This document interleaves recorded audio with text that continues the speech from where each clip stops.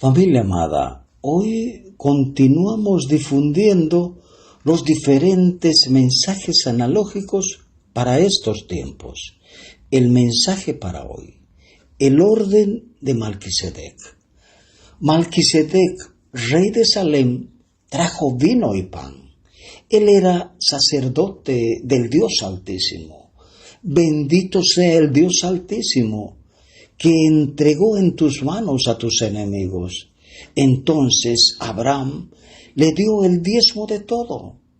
Malquisedec no era descendiente de Leví, pero de todos modos recibió esa décima parte como ofrenda de Abraham. Malquisedec bendijo a Abraham, el hombre que tenía las promesas de Dios. Él es la clase de sumo sacerdote que necesitamos, porque es santo y no tiene culpa ni mancha de pecado. Él ha sido apartado de los pecadores y se le ha dado el lugar de más alto honor en el cielo. Yo les doy a los levitas la décima parte de lo que tienen los israelitas como la parte que les corresponde en compensación por el trabajo pesado que ellos hacen en la carpa del encuentro. Diles a los levitas que cuando reciban la parte que yo les he dado, o sea, la décima parte de los productos de los israelitas, deben presentar como ofrenda al Señor la décima parte de esa décima parte. Luego bendijo a Abraham con estas palabras: que el Dios Altísimo, creador del cielo y de la tierra, bendiga a Abraham. En efecto, no fue mediante la ley como Abraham y su descendencia recibieron la promesa de que él sería heredero del mundo, sino mediante la fe, la cual se le tomó en cuenta como justicia. Y en otro pasaje dice: tú eres sacerdote para siempre, según el orden de Malquisedec. Jesús ya entró allí y abrió camino para nosotros, convirtiéndose para siempre en sumo sacerdote, tal como fue Malquisedec. Pues de él se da testimonio: tú eres sacerdote para siempre, según el orden de Malquisedec. Por una parte, la ley anterior queda anulada por ser inútil e ineficaz, ya que no perfeccionó nada, y por otra, se introduce una esperanza mejor mediante la cual nos acercamos a Dios. Efectivamente, si ese primer pacto hubiera sido perfecto, no habría lugar para un segundo pacto. La ley es solo una sombra de los bienes venideros y no la presencia misma de esas realidades. Por eso nunca puede, mediante los mismos sacrificios que se ofrecen sin cesar año tras año, hacer perfecto a los que adoran. Si hubiera sido posible alcanzar la perfección mediante el sacerdocio levítico, pues bajo este se le dio la ley al pueblo. ¿Qué necesidad había de que más adelante surgiera otro sacerdote según el orden de Malquisedec y no según el de Aarón? Está claro que nuestro Señor era descendiente de Judá, pero Moisés no dijo nada de sacerdotes que fueran descendientes de Judá. Del trono de Isaí brotará un retoño, un vástago nacerá de sus raíces. Judá fue el papá de Fares y Sara. Tamar fue la mamá. Fares fue el papá de Esrom. Esrom fue el papá de Ram. Nasón era hijo de Aminadab. Aminadab era hijo de Atmín. Atmín era hijo de Arni. Arni era hijo de Esrom.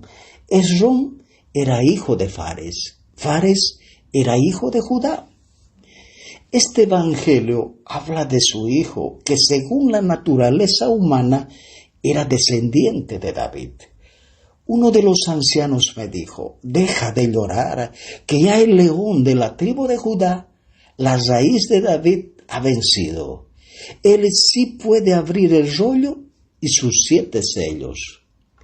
Esas ofrendas y sacrificios tenían que ver solo con asuntos de comida, bebida y ceremonias de purificación.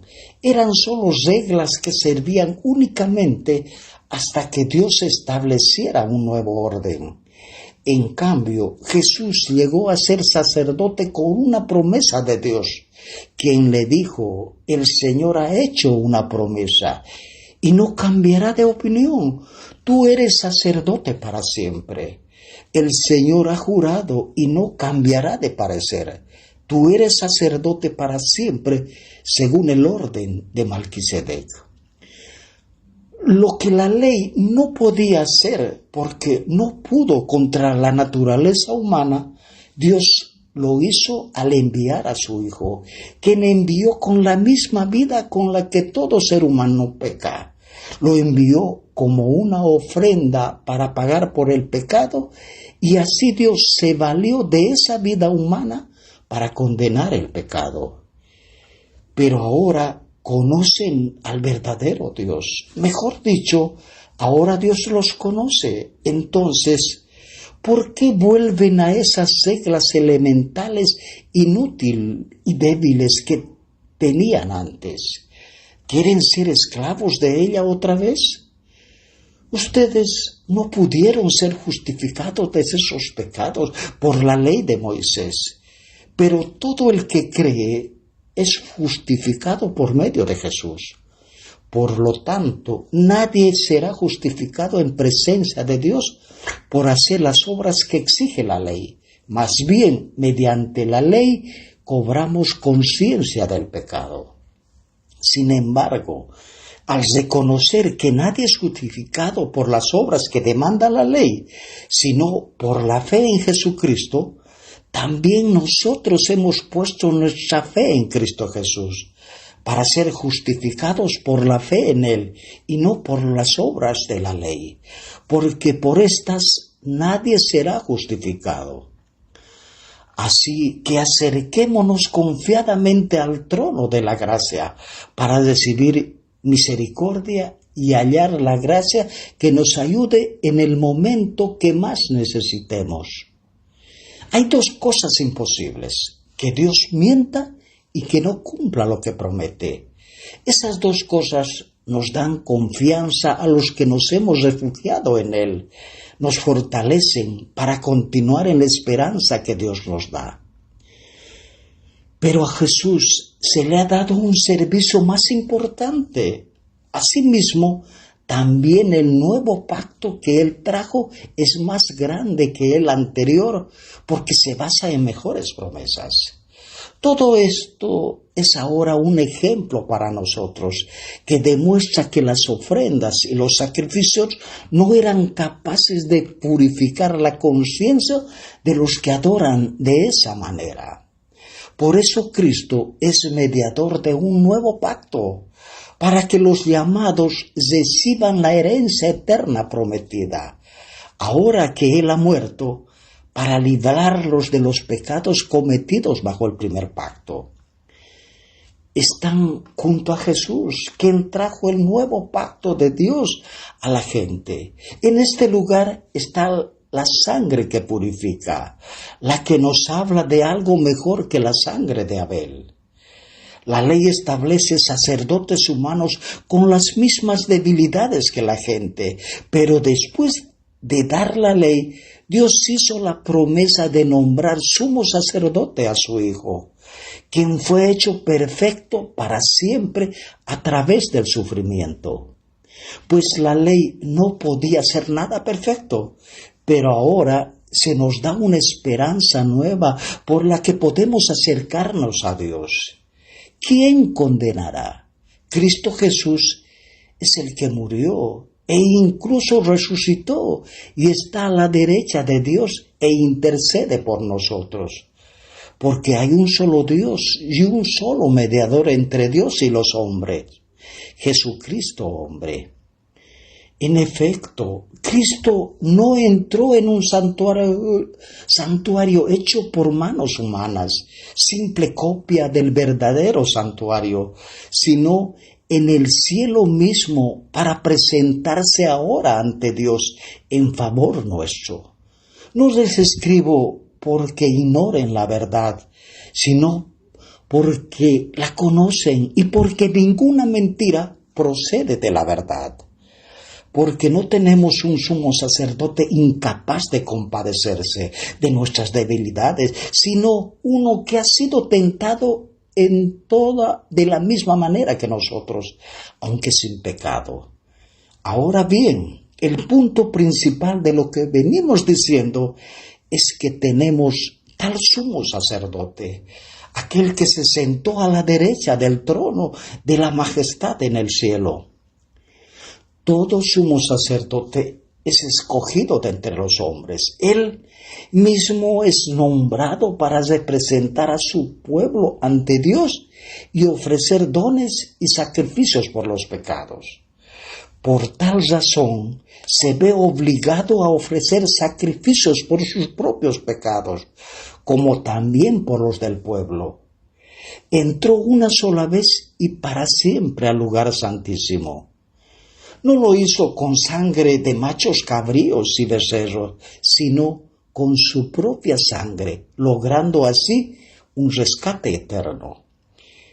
Y lleven una vida de amor, así como Cristo nos amó y se entregó por nosotros como ofrenda y sacrificio fragante para Dios.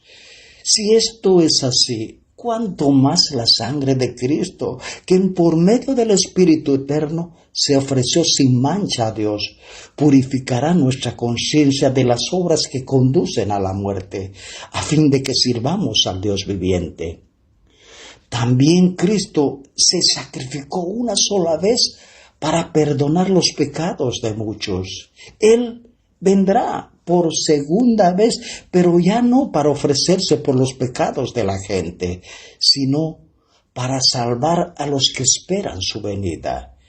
En estos últimos días, Dios nos ha hablado de nuevo a través de su Hijo. Él creó todo el universo por medio de su Hijo, a quien nombró heredero de todo lo que existe. Dios hizo todo lo que existe para su propia honra y quería compartir su grandeza con muchos hijos.